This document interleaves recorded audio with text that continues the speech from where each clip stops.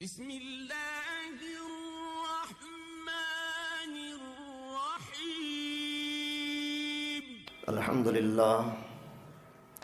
للہ نحمده ونستعینه ونستغفره ونؤمن به ونتوکل علیہ ونعوذ باللہ من شرور انفسنا ومن سیئات اعمالنا من يهده الله فلا مضل له ومن يضلله فلا هادي له وأشهد أن لا إله إلا الله وحده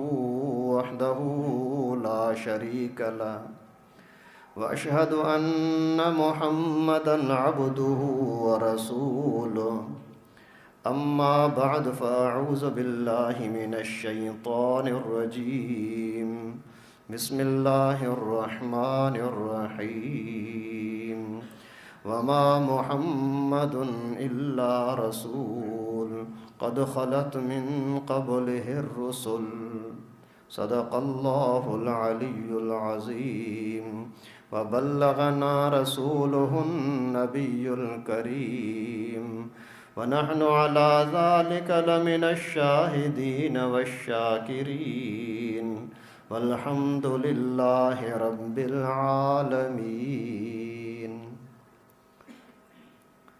نبی اکرم صلی اللہ علیہ وسلم پر دل کی محبت سے سارے ساتھی مرد اور عورتیں محبت سے درود ابراہیمی پڑھ لیں۔ اللہم صل علی محمد وعلی آل محمد کما صلیت علی ابراہیم وعلی آل ابراہیم انک حمید مجید۔ اللہم بارک علی محمد وعلی آل محمد کما بارکت علی ابراہیم وعلی آل ابراہیم انک حمید مجید۔ عزیزان گرامی، رسول اللہ صلی اللہ علیہ وسلم کے 63 سالہ زندگی کا تذکرہ اللہ کے فضل و کرم سے ہمارے سامنے ہو چکا۔ 63 سالہ زندگی، ولادت سے پہلے کے کچھ حالات کہ اللہ کے نبی صلی اللہ علیہ وسلم کس خاندان میں پیدا ہوئے اور اس خاندان میں پیدا ہونے کی حکمتیں کیا تھیں، سلسلہ نسب کس طریقے سے حضرت آدم علیہ السلام تک جا رہا ہے، اور پھر پیغمبر کریم کی مبارک برکت والی ولادت، پھر برکت والا بچپنا، پھر برکت کے ساتھ جوانی، پھر یہ عجیب انداز، یہ چلتے چلتے نبوت کا زمانہ، پھر مکی زندگی کے مختلف مراحل، پھر مدنی زندگی کے مختلف حالات، چلتے چلتے حجۃ الوداع کا تذکرہ بھی اللہ کے فضل و کرم سے ہو چکا۔ سن 11 ہجری کے تیسرے مہینے میں ربیع الاول میں رسول اللہ صلی اللہ علیہ وسلم اس دنیا کو چھوڑ کر کے اللہ رب العالمین کے محبت میں اللہ تعالیٰ کی ملاقات کے لیے چل پڑے، آگے روانہ ہوئے۔ تو اسی سن 11 ہجری میں حج سے جیسے واپسی ہوئی تو آتے آتے تقریباً سفر کا مہینہ شروع ہو چکا۔ پیغمبر کریم نے سفر کے مہینے میں حضرت اسامہ رضی اللہ تعالیٰ عنہ کو حکم فرمایا کہ روم کے بادشاہوں کے ساتھ ٹکر لینے کے لیے جاؤ، مقابلہ کرنے کے لیے۔ آپ کے ابو کو زید بن حارثہ کو، جس کو نبی پاک نے منہ بولا بیٹا بنایا تھا، اسی کو شہید کیا ہے، اور وہ ابھی تک تکبر میں، گھمنڈ میں ڈوبے ہوئے ہیں۔ روم کے لوگ وہ اسلام کا، مسلمان کا نام سننے کے لیے برداشت نہیں کرتے، اور جہاں کہیں ان کو موقع مل رہا ہے تو یہ شرارتیں کر رہے ہیں، اس وجہ سے وہاں بھی جاؤ۔ تو حضرت اسامہ رضی اللہ تعالیٰ عنہ کا یہی آخری پیغمبر کریم کے زمانے کا، زندگی کے اندر آخری معرکہ تھا، آخری جنگ کا ایک یہ سریہ ہوا، جس کے لیے پیغمبر کریم نے اس کو حکم فرمایا کہ آپ جاؤ، لیکن جانا نہیں ہوا۔ وہ پھر اس وجہ سے جانا نہیں ہوا کہ حضرت اسامہ رضی اللہ تعالیٰ عنہ نے لوگوں کو اکٹھا کیا، بھئی چل کر کے یہاں مدینے سے باہر 3 میل کے فاصلے پر ہم رکتے ہیں، سارے مجاہدین وہاں آ جائیں تو پھر آگے چلیں گے۔ پہلے تو ایسا ہوا کہ یہ نوجوان لڑکا تھا حضرت اسامہ، پیغمبر کریم صلی اللہ علیہ وسلم کے منہ بولے بیٹے زید کا بیٹا تھا۔ پیغمبر کریم صلی اللہ علیہ وسلم کی والد محترم کی جو باندی تھی ام ایمن، اسی کا یہ تھا بیٹا بنا۔ تو نوجوانی کی وجہ سے، کم عمر کی وجہ سے بڑے بڑے لوگوں کو یہ دل میں خلجان ہوا، یار ہماری موجودگی میں یہ کمانڈر بنے، ایسا اچھا نہیں لگتا۔ جبکہ حضرت ابو بکر جیسے لوگ بھی اسی کمانڈر میں کارکن بن کر کے، رضاکار بن کر کے جا رہے تھے۔ تو پیغمبر کریم کو اس چیز کا پتہ لگا کہ لوگ اسامہ کی عمارت کو اچھا نہیں سمجھتے۔ پیغمبر کریم منبر پر تشریف فرما ہوئے اور فرمایا، لوگوں اسامہ کے ساتھ میری محبت ہے، اسامہ کے ابو کے ساتھ، زید کے ساتھ میری محبت ہے۔ جب زید کو میں نے امیر بنایا تھا تو بھی لوگوں کے دل میں یہ تھا کہ یہ امیر کیوں، لیکن میں جانتا ہوں، اللہ جانتا ہے کہ وہ اس امیر بننے کا لائق ہے، اور اس کے لیے بھی میں جانتا ہوں کہ یہ امیر بننے کے لائق ہے۔ سب صحابہ نے بڑی محبت کے ساتھ قبول کیا کہ اللہ کے رسول آپ کا جو حکم ہوگا سر آنکھوں پر۔ تو یہ جیسے ہی باہر جا کر کے وہاں پڑاؤ ڈالا تو اس دوران پیغمبر کریم صلی اللہ علیہ وسلم کی بیماری کی اطلاع ان کو ملی کہ اللہ کے نبی بیمار ہو گئے ہیں۔ ابھی دل بھی نہیں چاہ رہا آگے جانے کو، اور قافلہ بھی آہستہ آہستہ اکٹھا ہو رہا ہے۔ تو اسی کشمکش کی وجہ سے یہ پیغمبر کریم کی زندگی میں آگے نہ جا سکے۔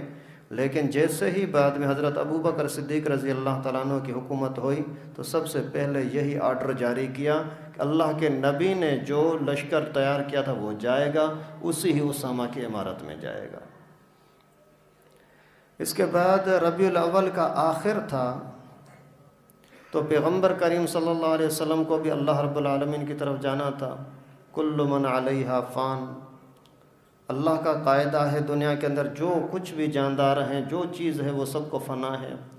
زمین بھی فنا ہوگی، آسمان بھی فنا ہوگا، انسان بھی فنا ہوگا، جنات بھی فنا ہوں گے۔ یہ دنیا کے یہ جو خوبصورتیاں اور رونقیں ساری کی ساری ایک دن ختم ہونی ہیں۔ اللہ رب العالمین نے رسول اللہ صلی اللہ علیہ وسلم کو جس کام کے لیے بھیجا تھا وہ کام بھی مکمل ہو گیا۔ الیوم اکملت لکم دینکم واتممت علیکم نعمتی، دین کامل، پیغمبر کریم کا کام مکمل۔ تو پھر اللہ کے نبی کو آگے جانے کی بھی تیاری کرنی پڑی۔ اللہ کے نبی کی زندگی، نبوت کی زندگی دنیا کے اندر 23 سال رہی، اور 23 سال کے اندر اتنا کام کیا کہ آج 1400 سال گزر رہے ہیں، اس کے باوجود کوئی ایک بھی ایسا مسئلہ نہیں ہے جس میں پیغمبر کریم کی رہنمائی نہ ہو۔ ہر چیز کے اندر نئی سے نئی چیز بن رہی ہے، اس کی رہنمائی بھی اللہ کے نبی کی تعلیمات کے اندر موجود ہے۔ اور ایسے ماحول کے اندر اللہ کے نبی نے اعلان نبوت کیا تھا جہاں لوگ پیغمبر کریم کے توحید کا، اللہ کی توحید کا، نبی کی تعلیم کا نام سننے کے لیے بھی برداشت نہیں کرتے تھے۔ 3 سال تک خفیہ ترین رسول اللہ صلی اللہ علیہ وسلم کو کام کرنا پڑا تھا، لیکن اللہ تعالیٰ نے پیغمبر کریم کو جو حکمت عملی دی، جو قدرتی مدد دی، اس کا نتیجہ یہ ہوا کہ یہ کام پھیلتا گیا۔ مکے کے مشرکوں کا مقابلہ ہوا، پھر یہ بدر کی لڑائی، احد کی لڑائی، پھر بڑے بڑے بادشاہوں کے ساتھ مقابلہ ہوا۔ جو بت تھے سب بتوں کو توڑ دیا گیا، جو صدیوں سے، ہزاروں سالوں سے ان کے لیے بت بنے ہوئے تھے ان سب کو نام و نشان مٹا دیا گیا۔ اتنا کام کیا، اور تربیت کے اعتبار سے استاد بن کر کے، امام بن کر کے، جج بن کر کے، کمانڈر بن کر کے، ابو بن کر کے، بیٹا بن کر کے، اللہ کے نبی صلی اللہ علیہ وسلم بھائی بن کر کے، شوہر بن کر کے، ہر انداز سے ہر طرح کی تربیت فرمائی۔ بادشاہوں کے ساتھ مقابلہ، محبت کرنے والوں کے ساتھ برتاؤ، ہر چیز کی تعلیم دی، کام مکمل ہوا۔ ابھی اللہ رب العالمین نے پیغمبر کریم کو اپنی طرف بلایا۔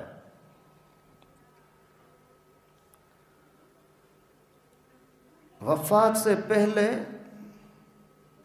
پیغمبر کریم نے لوگوں کا ذہن بنانا شروع کیا کہ ابھی آپ تیاری کریں۔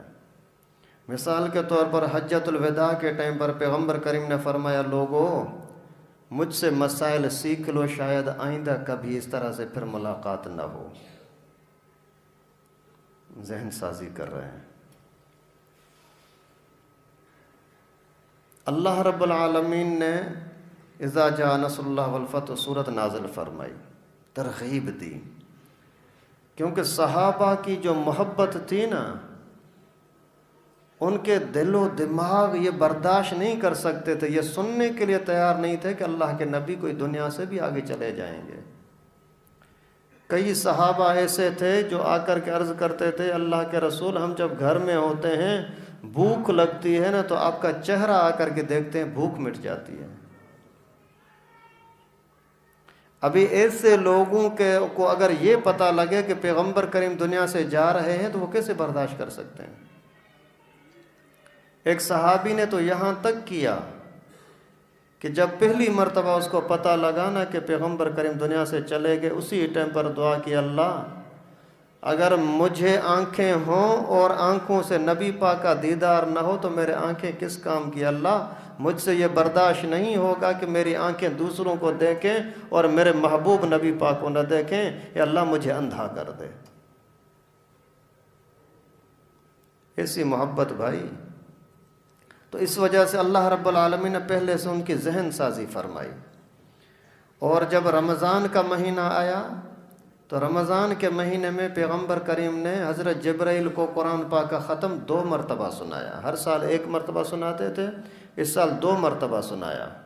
اس کے اندر بھی حکمت یہ تھی کہ ابھی میں جو جا رہا ہوں تو ان کے سامنے، لوگوں کے سامنے قرآن پاک پورا ذرہ کا ذرہ محفوظ ہو جائے۔ اور آخری رمضان میں اللہ کے نبی نے 20 دن اعتکاف کیا تھا۔ ویسے ہر سال 1 سال کرتے 10 دن کرتے تھے، اور آخری سال میں 20 مرتبہ کیا تھا اللہ رب العالمین کی طرف جانے کے لیے، کیونکہ حکم ہوا کہ فسبح بحمد ربک واستغفر، اللہ تعالیٰ کا ذکر و اذکار زیادہ کر، استغفار تسبیح زیادہ کر۔ اسی طرح سے پیغمبر کریم صلی اللہ علیہ وسلم نے حضرت معاذ رضی اللہ تعالیٰ عنہ کو فرمایا کہ معاذ تجھے میں یمن کا گورنر بنا کر کے بھیجتا ہوں، وہاں جا۔ عرض کیا ٹھیک ہے حضرت اللہ کے رسول میں جا رہا ہوں۔ پیغمبر کریم نے فرمایا آ جاؤ، اس کو ساتھ لیا، فرمایا گھوڑے پر سوار ہو جا۔ عرض کیا اللہ کے رسول آپ پیدل ہوں میں سوار ہوں، اچھا نہیں لگتا۔ پیغمبر کریم نے فرمایا آپ سوار ہو جائیں۔ سوار ہوئے، پیغمبر کریم ساتھ ساتھ اسی کو الوداع کرنے کے لیے جا رہے ہیں، شہر سے باہر جا رہے ہیں۔ فرمایا معاذ وہاں جا کر کے تکبر نہ کرنا، لوگوں کے ساتھ اچھائی کا برتاؤ کرنا، اور جو کچھ پوچھنا ہے ابھی پوچھ لے، بتا اگر فیصلہ کرنا ہو کیسے کرے گا؟ بولا قرآن سے، اگر قرآن میں نظر نہ آئے تو اللہ کے رسول آپ کی حدیث سے، اگر وہاں بھی نظر نہ آئے تو عرض کہ اللہ کے رسول آپ کے تعلیم کے اندر غور و فکر کر کے اس سے میں مسئلہ نکالوں گا۔ پیغمبر کریم بہت خوش ہوئے، بہت خوش ہوئے۔ پھر فرمایا معاذ سنو، شاید آئندہ پھر کبھی ملاقات نہ ہو، اس وجہ سے جب بھی کوئی مسئلہ ہو تو پھر قرآن اور حدیث سے اور اہل علم سے، علماء سے پوچھ کر کے اور اسی کے مطابق فیصلہ کرنا۔ حضرت معاذ کہتے ہیں کہ مجھے دل میں ایسا جھٹکا لگا شاید اللہ کے نبی دنیا سے جا رہے ہیں، تو میری دل چاہا کہ میں آگے نہ بڑھوں، یہاں رکوں، ایسا نہ ہو میں وہاں چلا جاؤں، پیغمبر کریم دنیا سے چلے جائیں۔ خیر حکم تھا، مجھے جانا پڑا۔ تو اس طریقے سے پیغمبر کریم نے پہلے سے ذہن سازی فرمائی، اور اللہ تعالیٰ اپنے پیاروں کو اس طریقے سے پہلے سے بتا دیتے ہیں۔ آج کے زمانے میں بھی ایسے اللہ کے ولی ہیں جن کو پہلے سے پتہ لگ جاتا ہے۔ مختصر صرف ترغیب دینے کے لیے آپ ایک 2 واقعہ بتاؤں۔ ڈاکٹر خالد محمود سومرہ شہید رحمۃ اللہ علیہ، جو لاڑکانہ والے، یہ جب شہید ہوئے تھے اسی سے پہلے حج پہ گئے تھے، تو وہاں 350 بندوں کا جلسہ تھا، 350 سے زیادہ لوگ تھے. تو وہاں جلسے کے اندر اپنے بیٹے راشد محمود پر ہاتھ رکھا اور کہا کہ یار آئندہ کے لیے یہاں میں نہیں آؤں گا، یہ راشد آئے گا، اس کا خیال کرنا. وہاں سے پھر اس کو آنا تھا پاکستان نہیں آیا، چلا گیا قطر میں اس کی بہن رہتی ہے. وہاں جا کر کے بہن کے ساتھ 1-2 دن ٹھہرے بڑی محبت کے ساتھ، اور اس کو بولا کہ آج میرا ویزا اور فلائٹ تو وہاں پاکستان کی تھی، لیکن پتہ نہیں دل میں آیا کہ میں جا کر کے بہن کے ساتھ مل کر آؤں، پتہ نہیں زندگی کیا ہے، دوبارہ ملاقات ہو نہ ہو. اس طرح کے کئی سارے واقعات ہوئے. تو اللہ کے نبی صلی اللہ علیہ وسلم تو کائنات کے اندر سب سے محبوب ترین ہستی، ان کو تو پہلے اجازت لی گئی کہ آپ کی اجازت ہو تو روح قبض ہوگا، نہیں تو نہیں. اللہ کے نبی صلی اللہ علیہ وسلم احد کی طرف گئے. وہاں شہید جو احد کے اندر شہید و شہداء تھے، ان کے پاس کھڑے ہو کر کے اور ان کے لیے دعائیں کیں، سلام کیا، السلام علیکم یا اہل القبور. اس کے بعد کچھ ان کے بارے میں دعائیں کر کے فرمایا کہ ابھی میں بھی آپ کے پاس آنے والا ہوں. اس کے بعد پھر پیغمبر کریم صلی اللہ علیہ وسلم واپس تشریف لائے. یہ صفر مہینے کا آخر ہے. تو اسی دوران اللہ کے نبی صلی اللہ علیہ وسلم کو رات کے ٹائم پر جنازہ تھا. جنازے میں پیغمبر کریم قبرستان چلے گئے، جنت البقیع. تو وہاں سے جیسے واپس آنے لگے، اچھا جنت البقیع میں جا کر کے پھر دعائیں کیں صحابہ کرام کو. وہاں جو بھی مدفون لوگ تھے دعائیں دے کر کے واپس جیسے گھر کی طرف آئے. تو جیسے گھر پہنچے تو آ کر کے فرمایا کہ واہ رأسا، عائشہ میرے سر میں بہت درد ہے. امی عائشہ رضی اللہ تعالیٰ عنہ نے خود عرض کیا کہ اللہ کے رسول میرا سر تو ویسے ہی پھٹ رہا ہے سر درد کے اندر.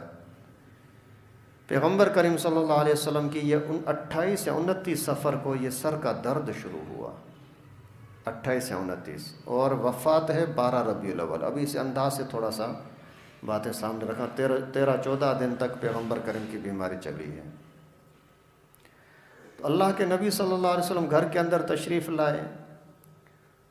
تکلیف زیادہ تھی اور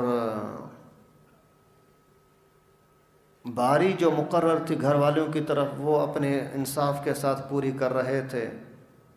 روزانہ جس کے پاس باری ہوتی وہاں چلے جاتے اور معمولات بھی اپنے باقی رکھے اور نماز بھی پڑھاتے رہے. تکلیف کے باوجود بڑی شدت کے ساتھ. کبھی کبھی ایسا ہوتا کہ سر درد کی وجہ سے سر کے اوپر پٹی باندھ دیتے اور نماز پڑھانے کے لیے آتے. مناسب جو ضرورت ہوتی وہ نصیحتیں بھی فرماتے. اسی دوران ایسا ہوا کہ پیغمبر کریم صلی اللہ علیہ وسلم نے گھر والوں سے پوچھا کہ کل کس کے پاس باری ہے، کل کس کے پاس باری ہوگی. تو گھر والوں نے سمجھا کہ ابھی اللہ کے نبی صلی اللہ علیہ وسلم شاید عائشہ کے پاس رہنا چاہتے ہیں، کیونکہ امت کو گھریلو معاملات سکھانے والی یہ عورت ہے سیدہ عائشہ. اسی وجہ سے حدیث شریف میں آتا ہے کہ میرا آدھا دین تو میرے صحابہ سے لو لیکن آدھا دین میری عائشہ سے لو. آپ اندازہ کریں کہ عورتوں کی کیا شان ہے. ایک طرف سارے صحابہ، ایک طرف امی عائشہ اکیلی. تو سب نے جیسے سمجھا کہ اللہ کے نبی وہاں رہنے چاہتے ہیں تو خود ہی عرض کیا کہ اللہ کے رسول آپ بھلے وہاں رہیں، ہم آپ کو اجازت دیتے ہیں. یہ سلسلہ چلتا ہی رہا بیماری کا. تو وفات سے صرف 5 دن پہلے بہت زیادہ تکلیف ہو گئی. سر مبارک کے اندر اتنا درد ہوا کہ اٹھ بھی نہیں سکتے تھے اور بخار تیز ہو گیا. اس کی وجہ سے سر کے اوپر جو کپڑا گھیلا کر کے رکھا، اسی گھیلے کپڑے کے اوپر صحابی کہتے ہیں میں نے جیسے ہاتھ رکھا تو میرا ہاتھ جل رہا تھا. عرض کیا اللہ کے رسول آپ کو اتنا بخار، اتنی تکلیف؟ پیغمبر کریم نے فرمایا کہ نبی اللہ کے محبوب ہوتے ہیں، اس وجہ سے ان کی اوپر آزمائشیں بھی زیادہ آتی ہیں. ایک روایت میں آتا ہے کہ تم میں سے جس کو زیادہ سے زیادہ بخار ہوتا ہے اس طرح 2 بندوں کے برابر بخار مجھے ہوتا ہے۔ تو بہت زیادہ بخار تھا، بخار کی بھی شدت، سر میں درد بھی بہت تیز۔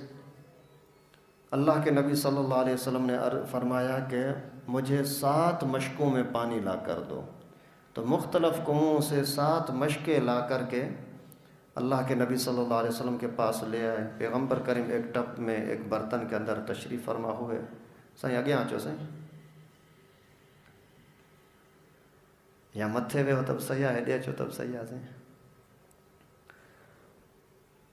اللہ کے نبی صلی اللہ علیہ وسلم اسی جیسے برتن کے اندر سائیں ہے ڈے چو سائیں برتن کے اندر جیسے ہی تشریف فرما ہوئے تو لوگوں نے اوپر سے پانی بہایا۔ 7 مشکوں کا پانی جیسے ہی لگا تو اللہ کے نبی صلی اللہ علیہ وسلم کو کچھ افاقہ ہوا۔ پیغمبر کریم نے فرمایا ابھی مجھے مسجد میں لے چلو۔ ابھی مسجد اور کمرہ بالکل ساتھ ہی ہے، بالکل ساتھ۔ تو 2 صحابی تھے، انہوں نے پیغمبر کریم صلی اللہ علیہ وسلم کو سہارا دے کر کے لے آئے۔ ایک تھا چچا کا بیٹا علی، دوسرا چچا کا بیٹا فضل، حضرت عباس کا بیٹا۔ دونوں جیسے ہی پیغمبر کریم کے پاس آئے تو پیغمبر کریم اٹھ پھر بھی نہیں سکتے تھے۔ ایک کے کندھے کے اوپر ہاتھ رکھا، دوسرے کے کندھے پر ہاتھ رکھا، پھر اللہ کے نبی صلی اللہ علیہ وسلم تشریف لائے اور وہاں جیسے ہی پہنچے تو ظہر کی نماز تھی۔ ظہر کی نماز خود پڑھائی اور سر کے مبارک کے اوپر پٹی وہی بندھی ہوئی تھی۔ وہاں پیغمبر کریم نے کچھ بیان فرمایا۔ بیان کے اندر فرمایا کہ یہودیوں پر اور عیسائیوں پر اللہ کی لعنت ہے کہ انہوں نے اپنے نبیوں کی قبروں پر سجدہ کرنا شروع کر دیا۔ اللہ اکبر! کیونکہ آخری حالات ہیں نا، پیغمبر کریم کا اندازہ ہے کہ ابھی میں جا رہا ہوں، اس وجہ سے ایسی مناسبت سے باتیں کر رہے ہیں کہ ایسا نہ ہو کہ میرے جانے کے بعد لوگ شرک میں چلے جائیں۔ جیسے حضرت موسیٰ علیہ السلام کچھ دنوں تک وہاں چلے گئے طور سینا پر، حضرت ہارون کے لوگوں نے بات مانی نہیں، ظالموں نے آ کر کے غیر اللہ کی عبادت شروع کر دی بچڑے کی۔ تو پیغمبر کریم نے فرمایا لعنت ہو ان لوگوں کے اوپر جنہوں نے اپنے نبی کی قبروں پر سجدہ کیا۔ یعنی میں بھی نبی ہوں تو میری قبر کو سجدہ گاہ نہ بنانا۔ افسوس ہوتا ہے آج کے مسلمانوں پر، کافروں کو چھوڑو، مسلمانوں پر جو نبی پاک کے ساتھ محبت کی بات بھی کرتے ہیں اور قبروں پر سجدہ بھی کرتے ہیں، طواف بھی کرتے ہیں۔ اللہ اکبر! ان پاگلوں سے، ان ظالموں سے پوچھو کہ آپ کے پاس جو حدیث کی کتاب ہے ان میں یہ تذکرہ ہے نہیں ہے؟ حدیث تو وہی ہے نا جو ان کے پاس ہمارے پاس، لیکن اللہ معاف فرمائے پتہ نہیں اندر میں دل میں کفر ہے، پیسے کی لالچ ہے، کیا لالچ ہے، لیکن دین کا نام مٹا دیتے ہیں ظالم۔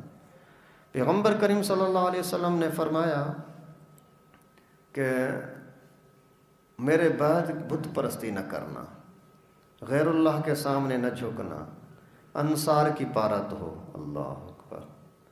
جیسے ابا جان ہوتا ہے نا، اپنے اولاد کو بولتا ہے بیٹا ابھی میں تو جا رہا ہوں، میرے چھوٹے بچے کی پارت ہو، اس کا خیال کرنا، میرا بھائی ہے، میری آپ کی امی ہے، اس کا خیال کرنا۔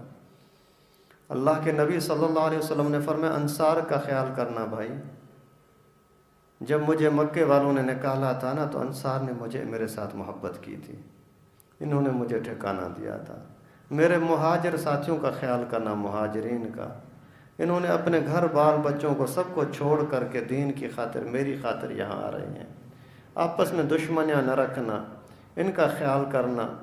اور پھر اللہ کے نبی صلی اللہ علیہ وسلم نے فرمایا میں بھی انسان ہوں، اتنے عرصے سے آپ کے ساتھ رہا ہوں، شاید مجھ سے کوئی غلطی ہو گئی ہو، شاید میرے اوپر کسی کا کوئی حق ہو میں نے ادا نہ کیا ہو، تو مجھ سے لے لو، قیامت کے دن مجھ سے کوئی مطالبہ نہ کرے۔ اللہ کے نبی صلی اللہ علیہ وسلم کے زبان اطہر سے جیسے یہ الفاظ نکلے، صحابہ چیخ چیخ رونے لگے بے اختیار۔ اللہ کے نبی صلی اللہ علیہ وسلم نے دوبارہ فرمایا بھائی میرے اوپر کسی کا حق ہے تو مہربانی کر کے ابھی لے لو، قیامت کے دن میں نہیں دے سکتا۔ جب تیسری مرتبہ فرمایا تو ایک بندہ کھڑا ہوا، عرض کرتا ہے اللہ کے رسول میرا آپ کے اوپر حق ہے، 3 درہم آپ نے مجھ سے لیے تھے وہ آپ نے مجھے دیے نہیں ہیں۔ اسی ٹائم پر حضرت فضل نے عرض کیا اللہ کے رسول میں اس کو دے دوں گا، وہ فیصلہ بھی ہو گیا۔ پیغمبر کریم نے فرمایا کہ آپ کہہ رہے ہو مجھے شک نہیں ہے کہ کوئی جھوٹ ہے، مجھے یاد نہیں آ رہے۔ اس نے عرض کیا اللہ کے رسول ایک مرتبہ آپ کے پاس کوئی سائل آیا تھا، آپ کے پاس اس کو دینے کے لیے کچھ نہیں تھا، آپ نے فرمایا اس کو کوئی دے دے تو میں اس کو دوں گا، تو میں نے اس کو 3 درہم دیے تھے۔ اللہ کے نبی صلی اللہ علیہ وسلم کے اوپر جو یہ قرضہ تھا یہ حضرت فضل نے اپنے کھاتے میں لے لیا اور اس کو ادا کر دیا۔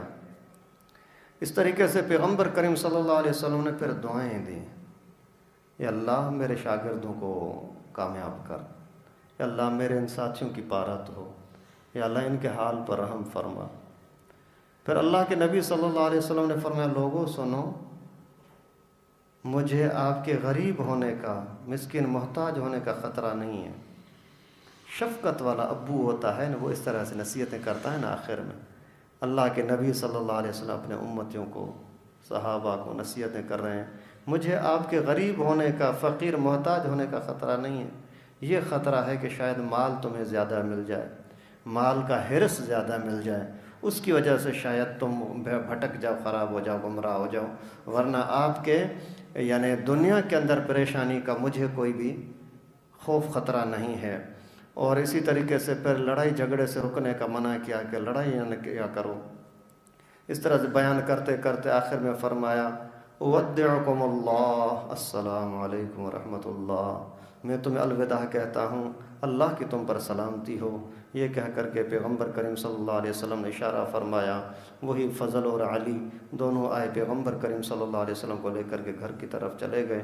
ابھی یہ یعنی تقریباً بدھ کا دن تھا، پھر جمعرات کو پیغمبر کریم صلی اللہ علیہ وسلم اسی بدھ کے دن کی نمازیں بھی پڑھائیں خود ہی اسی تکلیف کے ساتھ، پھر جمعرات کی نمازیں بھی فجر، ظہر، عصر، مغرب آخری پڑھائی۔ مغرب کے بعد جیسے گھر میں تشریف لے گئے تو پھر واپس نہیں آ سکتے تھے، جمعرات کو تکلیف بھی زیادہ ہو گئی۔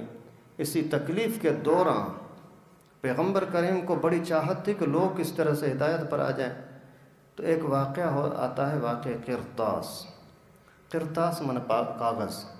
پیغمبر کریم نے مطالبہ کیا کہ مجھے کاغذ دے دو، میں کچھ آپ کو لکھ کر کے دے دوں۔ ابھی پیغمبر کریم ایسی تکلیف کے اندر، صحابہ کرام کی محبت بھی، آپ نے سارے واقعات سنے۔ صحابہ نے عرض کیا اللہ کے رسول آپ نے قرآن ہمیں دیا، اپنی سنت ہمیں دے دی، آپ نے اعلان کر دیا کہ آپ کو یہ 2 چیزیں میں نے دے دی ہیں، آپ جب تک اس کو مضبوطی کے ساتھ پکڑے رکھو گے گمراہ نہیں ہوگے، قرآن اور سنت۔ تو اللہ کے رسول آپ تکلیف میں ہیں، چھوڑ دیں بس پرچے کو لکھنے کو، ہم اسی کے مطابق عمل کریں گے۔ کچھ نے بولا نہیں پیغمبر کریم سے لکھوا لینا چاہیے، کیونکہ بعد میں جھگڑا ہو سکتا ہے، خطرہ ہو سکتا ہے، کوئی کیا بات کرے، کوئی کیا بات کرے۔ تو جب اختلاف ہوا، باتیں ہوئی، تو پیغمبر کریم نے اس بات کو ٹال دیا۔ پھر تھوڑی دیر کے بعد اللہ کے نبی صلی اللہ علیہ وسلم نے نصیحتیں فرمائیں، اور ان نصیحتوں کے اندر فرمایا کہ نماز کی پابندی کرنا، یہود اور عیسائیوں کو یہاں سے نکال دو۔ پھر زبانی نصیحتیں فرما دی، لکھنے کا پرچے والا معاملہ نہیں ہوا۔ اسی کو ظالم شیعہ لوگ آج کل بہت پھیلاتے ہیں کہ نبی پاک وہ پرچہ لکھنا چاہ رہے تھے کہ میرے بعد خلیفہ علی ہوگا، حالانکہ اس طرح کا کوئی تذکرہ حدیث میں نہیں ہے۔ انہوں نے اپنی طرف سے ٹھوک دیا، کیونکہ مسلمان کو لڑانا تھا، لڑانے کے لیے کوئی جملہ تو چاہیے نا، کوئی 1-2 نعرہ تو چاہیے جس پر لڑانا شروع کریں۔ تو پیغمبر کریم نے فرمایا یہود اور نصارہ کو یہاں سے نکال دو، اخرج الیہود والنصارى من جزیرۃ العرب، یہاں عرب چونکہ اسلام کی چھاونی ہے، یہاں وہ نہیں رہ سکتے۔ پھر فرمایا کہ جو بھی وفد اسلام قبول کرنے کے لیے آتے ہیں، یہاں پر اسلامی معلومات لینے کے لیے آتے ہیں، تو ان کا ادب احترام کرنا، ان کو ہدایہ تحفے وغیرہ دینا۔ اور پھر اسامہ رضی اللہ تعالیٰ عنہ کے لشکر کے بارے میں تاکید فرمائی کہ اس کو بھیجنا، اس کو چھوڑنا نہیں، وہ ضرور جائے۔ اسی دن پھر ایسا ہوا کہ مغرب کی نماز بھی پیغمبر کریم نے پڑھائی۔ عشاء کا ٹائم ہوا تو اللہ کے نبی صلی اللہ علیہ وسلم نے امی عائشہ سے پوچھا، عائشہ نماز ہو گئی؟ عرض کیا، نہیں اللہ کے رسول آپ کے انتظار میں ہیں۔ پیغمبر کریم نے فرمایا مجھے پانی دو۔ پانی دیا، جسم کے اوپر بہت سارا پانی بہایا اور پھر اٹھنے کی کوشش کی لیکن اٹھنے کی ہمت نہیں ہوئی۔ پھر پیغمبر کریم صلی اللہ علیہ وسلم نے فرمایا کہ نماز پڑھ لی لوگوں نے؟ عرض کیا کہ نہیں ابھی تک نہیں پڑھی۔ پھر پیغمبر کریم نے فرمایا پانی دو۔ پانی دیا اور جسم کے اوپر پانی بہایا گیا، لیکن پھر جیسے اٹھنا چاہا تو اٹھ نہ سکے، پھر غشی طاری ہو گئی، تھوڑا بے ہوشی نما۔ پھر جیسے ہی غشی ختم ہوئی تو پھر اللہ کے نبی صلی اللہ علیہ وسلم نے پوچھا نماز ہو گئی؟ عرض کیا نہیں ہوئی۔ پیغمبر کریم نے حکم فرمایا مرو ابا بکر فلیصلی بالناس، ابو بکر کو بولو نماز پڑھائے۔ ابھی صحابہ کرام نے جیسے یہ لفظ سنا کہ ابو بکر کو بولو کہ نماز پڑھائے، سارے نڈھال ہو گئے، آنسو آنکھوں میں جاری ہو گئے۔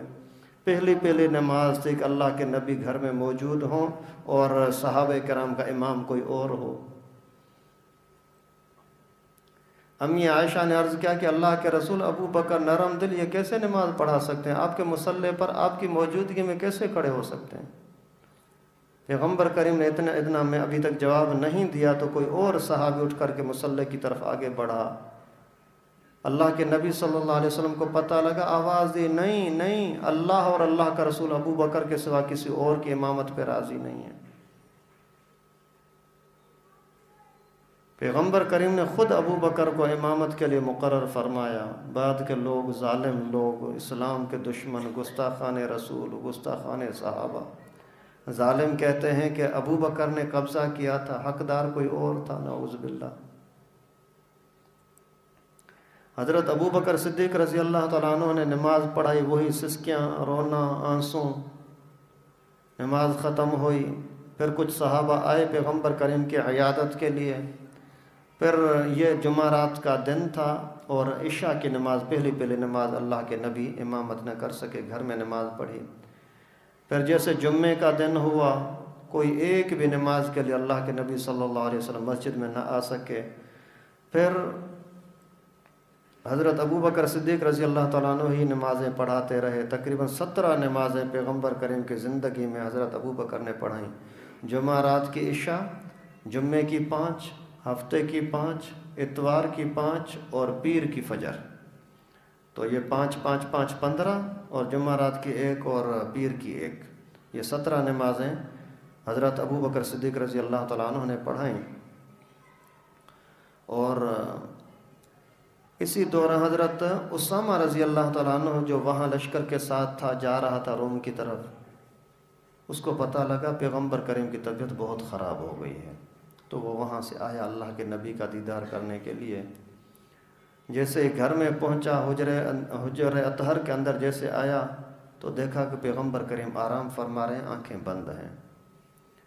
قریب آتے سرہانے کی طرف کھڑے ہو کر کے اللہ کے نبی کے سر مبارک پر ہاتھ رکھ کر کے ہاتھ دبایا، چمکدار منور چہرے کے پیشانی مبارک پر جیسے بوسہ دیا تو پیغمبر کریم کی آنکھ کھلی، لیکن بات کرنے کی اللہ کے نبی کو ہمت نہیں تھی۔ پیغمبر کریم نے ہاتھ مبارک اٹھا کر کے اسامہ کے چہرے پر رکھ کر یوں ہاتھ گھمایا اسی پر۔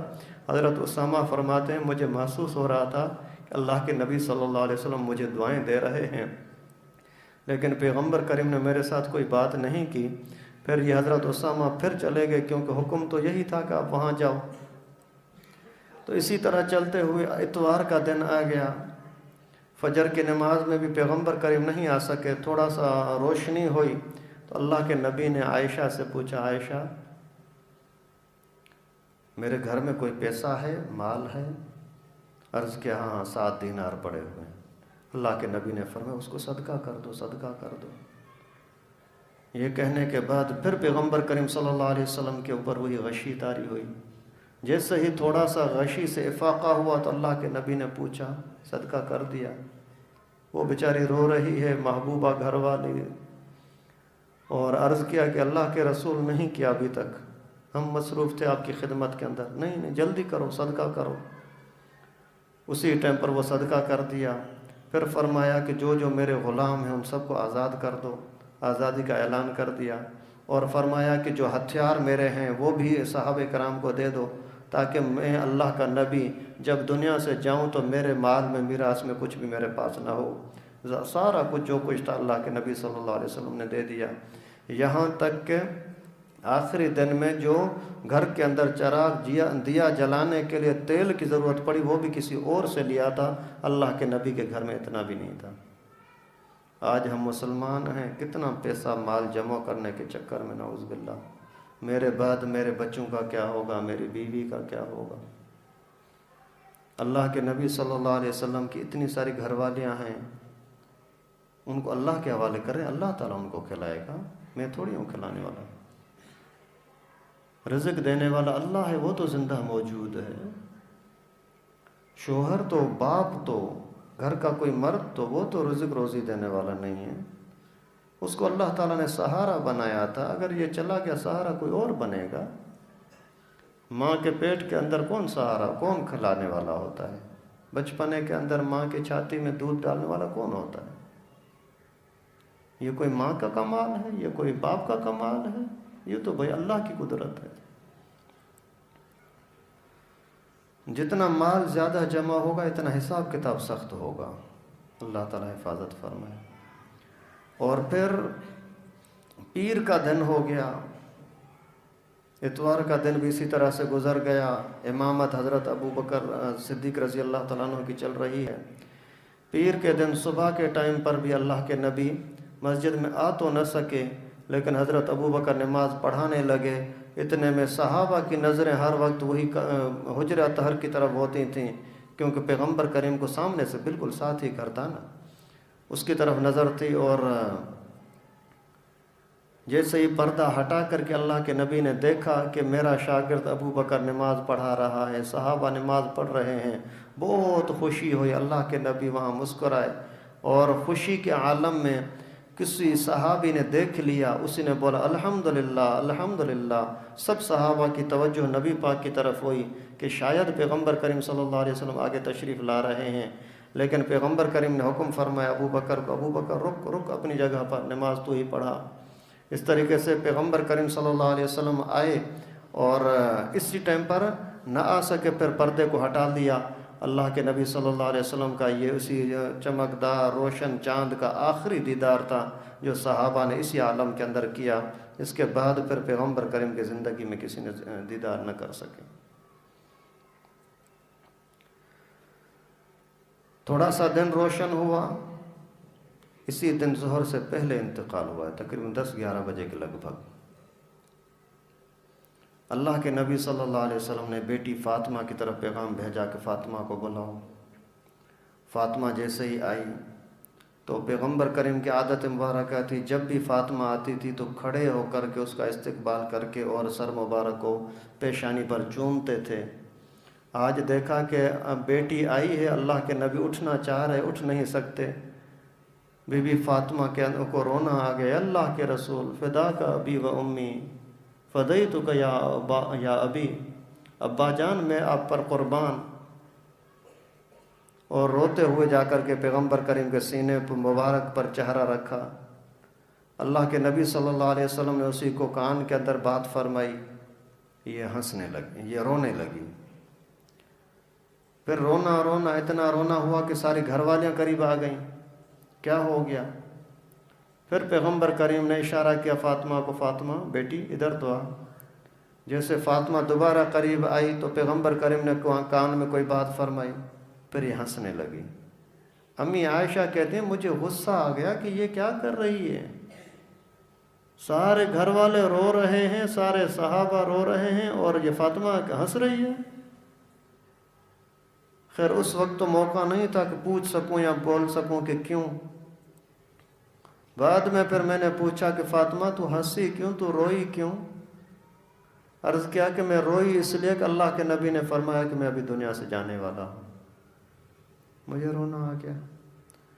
پھر جب مجھے میرا رونا اور میرا تڑپنا اللہ کے نبی نے محسوس کیا تو پھر مجھے بلا کر کے فرمایا فاطمہ پریشان نہ ہو، سب سے پہلے میرے پاس یہاں والوں میں سے تو ہی آئے گی۔ پھر مجھے خوشی ہوئی، میں جلدی ابو کے پاس جاؤں گی۔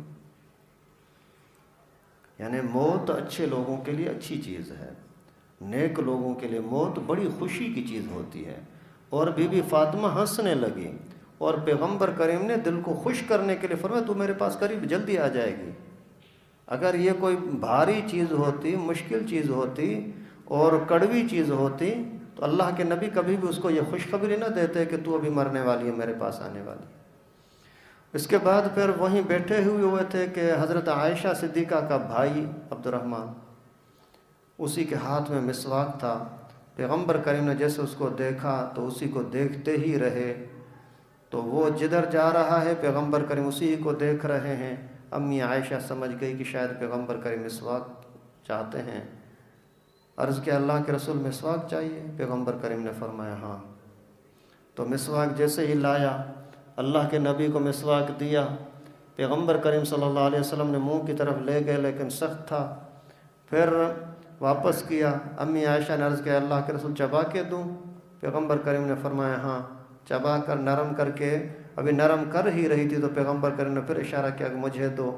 یعنی امی عائشہ اس کو دھونا چاہ رہی تھی کہ میں دھو لوں، لیکن اللہ کے نبی نے جو اشارہ کیا کہ مجھے دو، پیغمبر کریم کو دے دیا۔ اللہ کے نبی نے اسی ٹائم پر وہ مسواک لگانا شروع کیا، اور پھر وہ لگاتے لگاتے اسی ٹائم پر پھر امی عائشہ کو واپس کیا، تو بغیر دھونے کے پھر امی عائشہ نے اپنے منہ مبارک کے اندر لگایا۔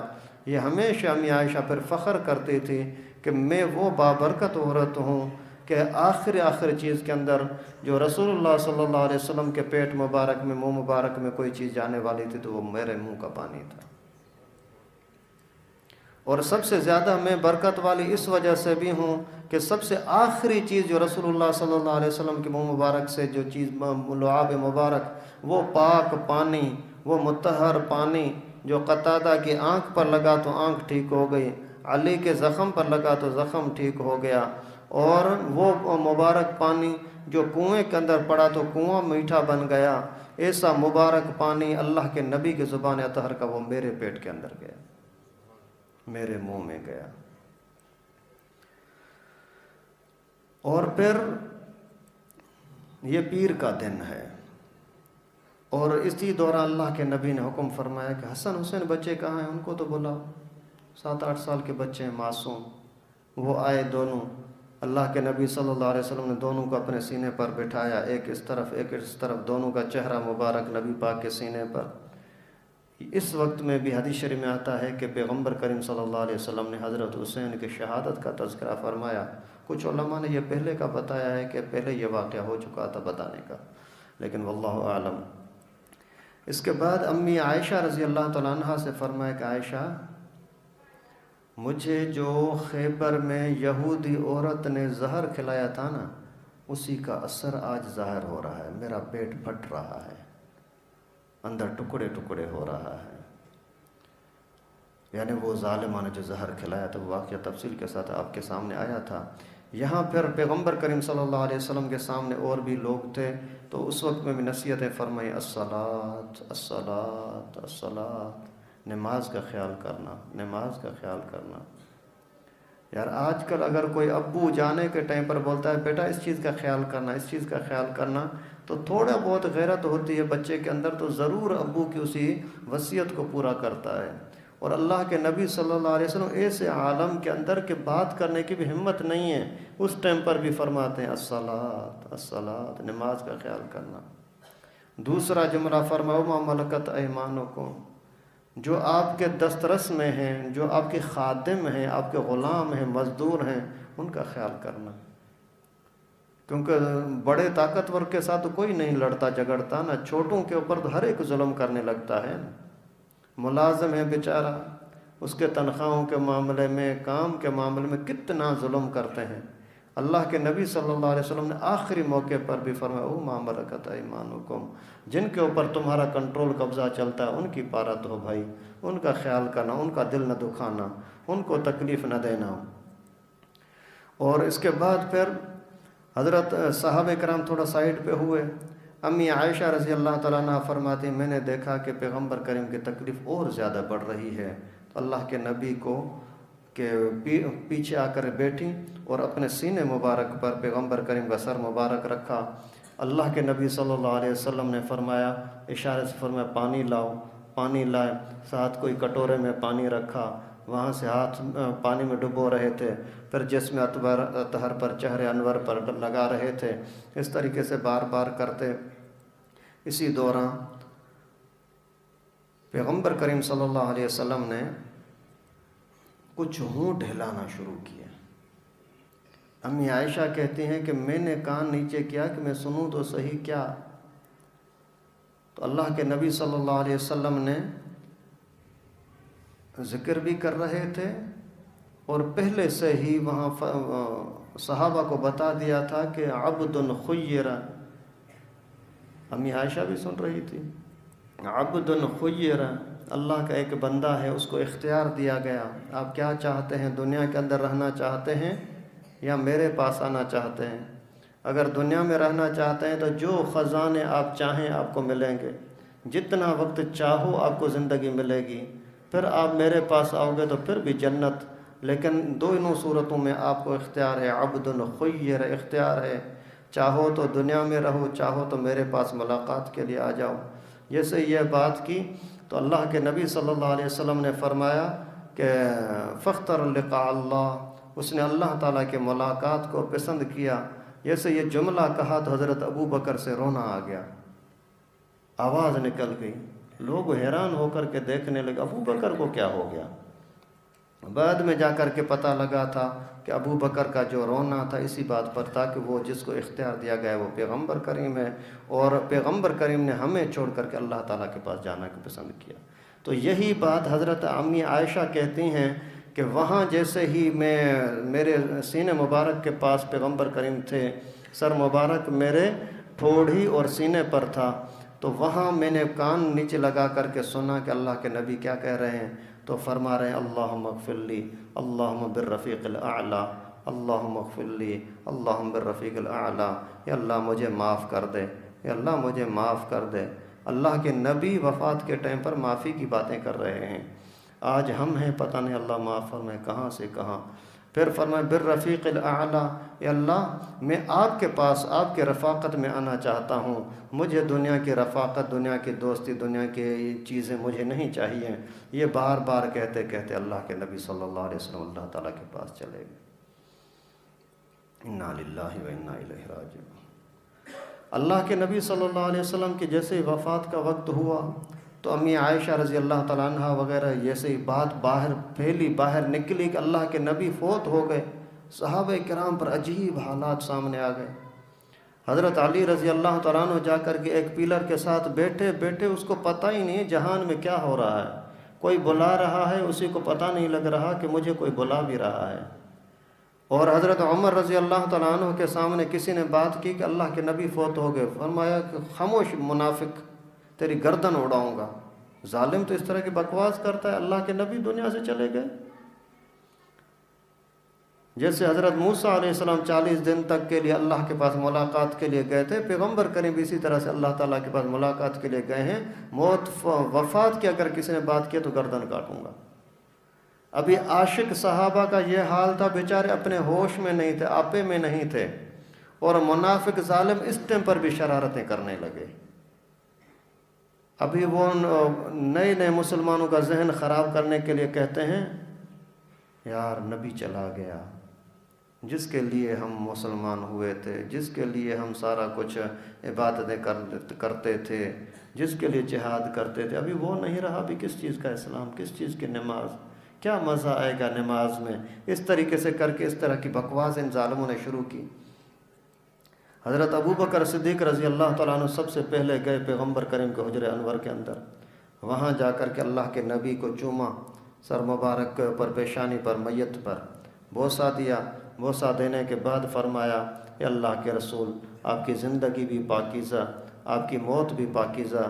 پھر جیسے ہی واپس لوگوں کے مجمع میں آ گئے، لوگوں کا ماحول عجیب، اتنا بڑا کمانڈر، سردار، استاد، محبت کا محور، وہاں جیسے پہنچے لوگوں کا ماحول عجیب تھا، تو لوگوں کو بولا لوگوں ادھر آ جاؤ۔ حضرت عمر رضی اللہ تعالیٰ عنہ وہی بڑھ بڑھ کرنے کے اندر کہ مجھ سے یہ برداشت نہیں ہوتا کہ کوئی یہ بات کرے کہ اللہ کے نبی فوت ہو گئے ہیں۔ حضرت ابو بکر صدیق رضی اللہ تعالیٰ عنہ نے کمال مہارت ہوشیاری کے ساتھ لوگوں کو اکٹھا کیا، اور سارے آگے کچھ نہیں آ رہے تھے، وہاں وہی آیت کریمہ حضرت ابو بکر نے تلاوت کی جو ابھی میں نے آپ کے سامنے تلاوت کی، وما محمد الا رسول قد خلت من قبلہ الرسل، محمد اللہ کے رسول ہیں، اس سے پہلے بھی تو رسول گزرے ہیں، پہلے بھی اتنے سارے رسول آئے، وہ جب دنیا سے آگے تشریف فرما کر کے تشریف لے گئے، اس طرح سے یہ بھی اللہ کے رسول یہ چلے گئے۔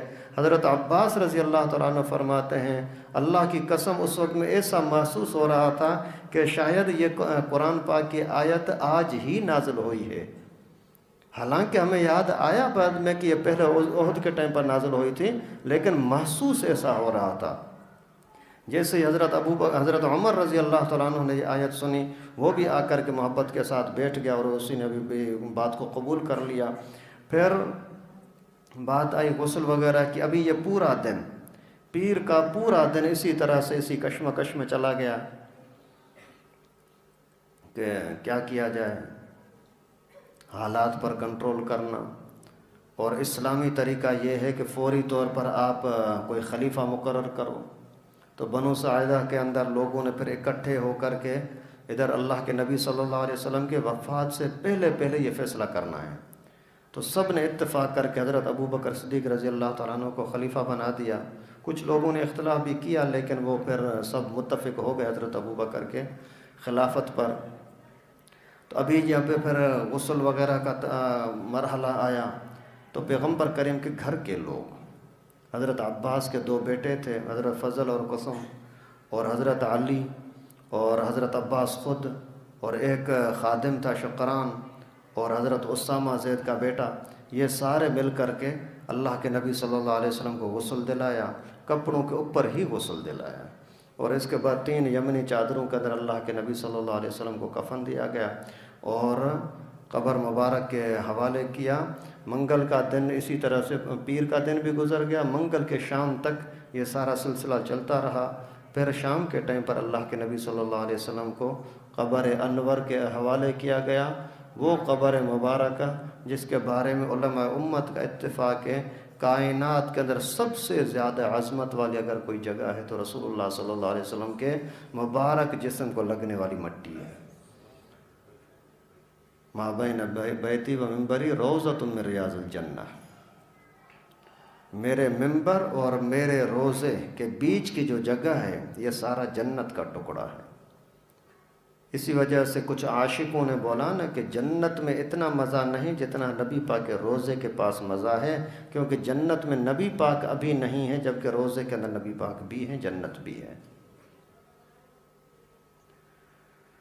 اور اللہ کے نبی صلی اللہ علیہ وسلم کو یہ روضہ اطہر وہاں سے نکالا ہی نہیں گیا، جہاں وفات ہوئی وہیں ہی قبر بنانی ہے، وہیں ٹھکانہ بنانا ہے۔